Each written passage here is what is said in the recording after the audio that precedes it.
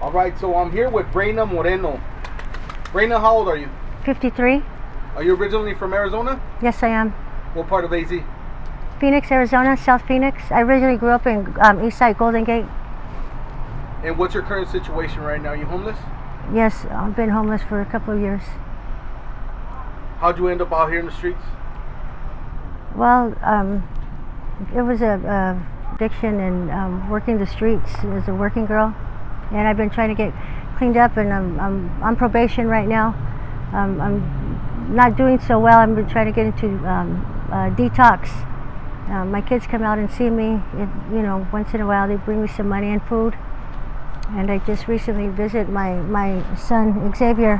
He had surgery done. We thought he had cancer, and it was benign, I guess. And he's doing good. And I got to see my grandson for the first time in a year. And they're growing up really fast without me. I just need to get clean and sober off these pills. We all do.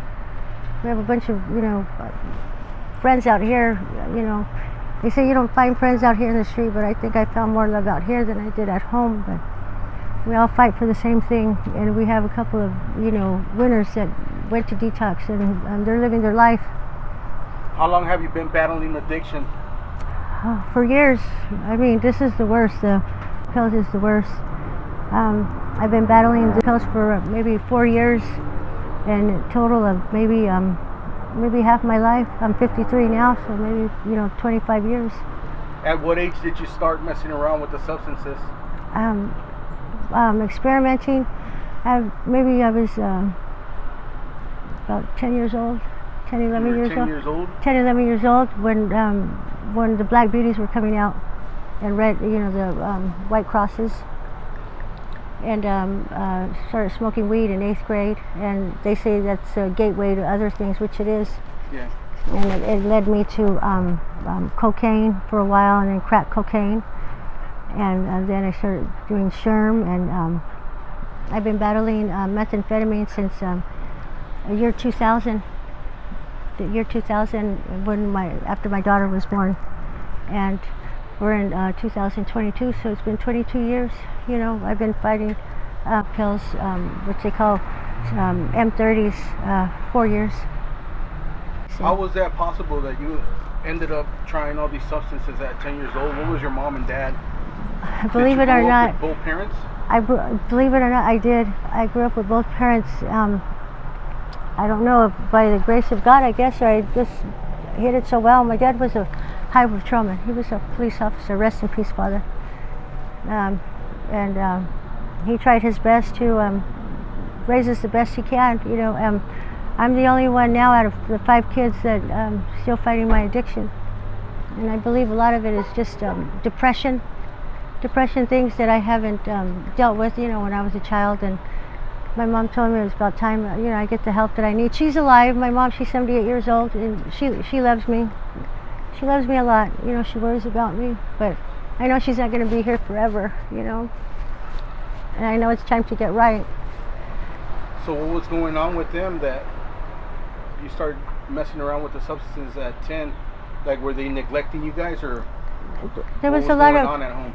There was a lot of abuse, sexual abuse, with my dad, and I kept it a secret for years until I got older. Started going to counseling most of my life, and I didn't want to.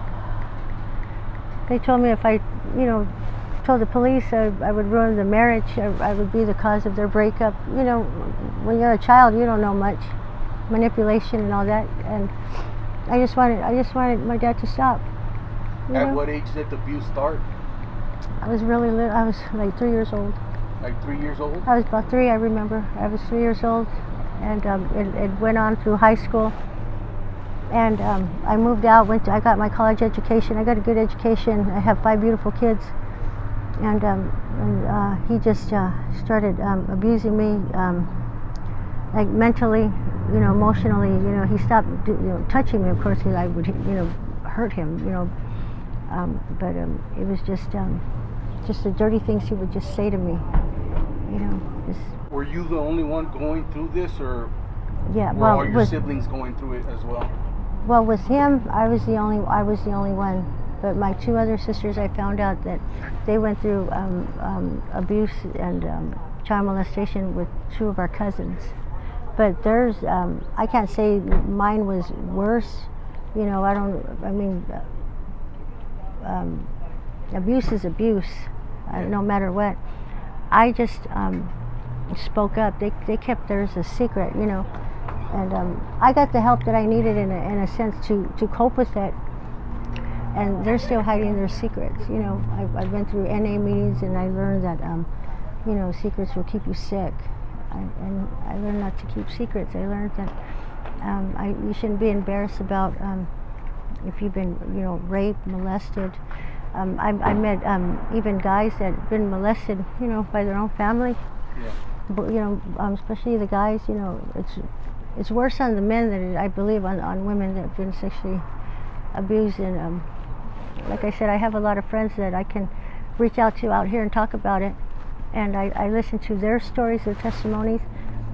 And until you listen to someone else's, you know, I stop and think, God, you know, my life isn't, you know, that bad. Do you you know, meet a lot of people out here that have been through similar things in their life?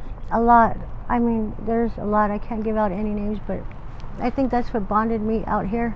Yeah. You know, we do a lot of outreach programs too. We go to church. We meet at Willow Park on Saturday and Sundays. They come to us. You know, people from the Dream Center and from Church on the Streets, people like that. You know, and St. Vincent de Paul. You know, but you said you spoke out against it. Your dad ever get he tried to put get in jail for it? No, like I said, he was a police officer. He never did. He got away with it. Like I said, I didn't want my mom to be mad at me. I protected him. They talked me into. Did you guys report him? Report him to the authorities? Yeah, we did. And I was a minor at the time. They couldn't do much, you know. And I ended up telling the judge, you know, that I lied, that I did it just to get attention. Yeah. Because they messed with my head. They said that I would be the cause of it. You know, that they wouldn't ever talk to me ever again, and I believed it. And my mom, you know, she still writes letters to me, and she tells me that it's her fault for, you know, what happened, you know, to me, and she blames herself for the way my life has turned out. She helps me out a lot, you know, and I love my mom. She's been through a lot of abuse with my dad too. He was very abusive with her. He used to hit her a lot, and she's a good woman, you know, and I can't blame her for it. You know, she had 5 kids, and she just wanted the best for us, you know. And I love my mom, you know. I love my dad, you know, for who I am, you know. And he asked for forgiveness before he died, and I told him I would forgive him. You know, all I wanted was to have a normal life, and I don't think any person who's been abused will ever have a normal life, because we don't know what it is to be normal. This to me is normal, I guess. I don't know. I used to get jealous of all the girls who had their fathers who didn't touch them, and I used to wish I had a daddy like that. And I have a daughter, you know, and the man I married, he's wonderful, and she has a good life. She's beautiful. Good. Mm-hmm. And she knows what good touch and bad touch is. She's a winner. She's strong. She's a strong little girl, and I'm proud of her. And I think that me going through all my drug addictions and the way I live my life showed an example, you know, what could happen if you give up on your life and on your dreams. And all my kids are drug free. They're drug free, and they push to be better. And they love me unconditional. My kids love me unconditional. Mom, we love you on drugs or without drugs. You're our only mom. Just like I love my mom, unconditional love. I learned that when I went to church and I got saved at the Victory Outreach, and I learned how to be humble. Humble's a big thing. I think a lot of people should practice that, and maybe things, you know, and their lives will be a little better. To be humble. Yes, I humble myself every day. And I pray to God, all the girls out there who are still suffering in their addictions, to step forward and to speak up. Don't be afraid. Don't ever be afraid, because there's always somebody else that, who has it worse than us. And if you are afraid and you keep it a secret, you're going to stay sick all your life. And I spoke up, and I'm free of that part. The dreams and the memories don't ever go away. The pain does. The pain will always be there, but not as bad as when you're first, abused. But I can talk about it, and I can speak to other girls that have been abused, and I can relate to them. And I've helped out a lot of people out here. I feel I helped out a lot of them, more than I know. And people have told me, Reyna, you're unbelievable. You've helped out families that you just don't know. That's it. Everyone has a testimony. I have mine. Exactly. Everyone has a story. I have mine. And this is Prince. He's my companion. He helps me when I get lonely. I know he's just a dog, but I feel like he's human, and he understands me, he feels me, and I love him.